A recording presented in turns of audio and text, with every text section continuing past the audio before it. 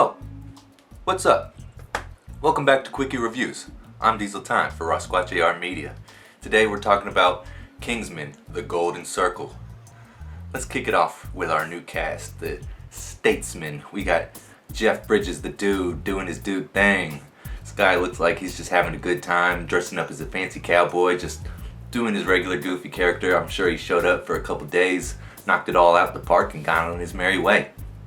Then we got Halle, who is an Oscar-winning talent, and they gave her nothing to do. Her ginger character is so minimal, it's like you could have gotten another actress to do that. And then we got Channing Tatum as Tequila. The marketing made it seem like he was gonna be part of the main cast, maybe the C-level character, but he really just had a cameo. He introduces us to the Statesman with this wild fight between Eggsy and Mark Strong's character, Merlin. But then he gets sick and gets put on ice for the rest of the movie. And I felt like they knew that, obviously the directors, and then obviously Channing Tatum knew that. So the character ended up being underdeveloped because there was no reason to develop him. They knew he was going on ice, so they just gave him that one little scene to really knock out, and the rest was meh. And then we got Pedro Pascal, dangerous and debonair, deadly with a smile on his face. This guy's doing his main thing, you know how he does. I like that they had him playing off of Harry's character, so that when Harry comes back to his senses and discovers that the whiskey character might be a double agent spy, that their rivalry is personal. Not only is he already going to betray the Statesman in the Kingsman, but now he's coming after the dude who shot him in the face. Let's also talk about some of our new villains. We got the lovely and talented Julianne Moore playing Poppy. I really dug the idea of having this island tropical lair that is modified to feel like home, and if you got billions of dollars, it ain't tricking if you got it, man.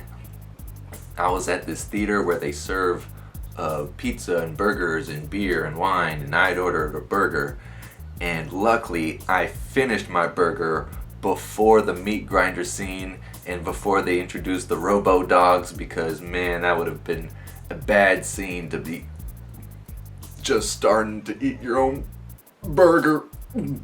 Ugh. Then we got Charlie with the robot arm. Obviously they had to fill the shoes by Sofia Boutell's Gazelle character. She was dope in the first one, and this dude was pretty dope in the second. I like that he had an axe to grind with Eggsy's character. I just couldn't remember exactly what that was without the flashback back to the original one. But whatever, it was cool. And then we also got a cameo from Elton John that I wasn't really digging, but then it turned out he was a full-on supporting character, and he was great. The more he engaged with what was going on, it felt like they had actually kidnapped Elton John and that he was actually batshit crazy. He was very entertaining, very funny. Who better to get? You got Mark Hamill in the last one, and you leveled up to number 2 with Elton John. Great casting. And real quick before we wrap it up, let's talk about our Kingsmen. We got Taron Egerton as Eggsy. I don't know him from much else, so I pretty much only know him as Eggsy. I think he does a great job with the character. Dude's got all the charisma and swag and really brings this young bravado that you would expect from a young man with the discipline of a spy, and does both at the same time real great. Speaking of range, we got Colin Firth coming back as the Harry character, and dude comes in weak and then kind of rediscovers himself but hasn't gotten his footing, and then ends the movie back in full form. He's caught on to Whiskey's being a double secret agent and has a final showdown with him and takes care of the robot dogs with Elton John. You gotta bring Colin Firth back. And then also Mark Strong. I'm always been a big fan of Mark Strong. Now his character isn't quite as, he's not a field agent, but they did give him a dope scene, and I loved him drawing everyone in, singing the song. Like, that's some wild, crazy, that dude's got some big ones. Alright, those were our key characters. Now let's talk about some of our key problems.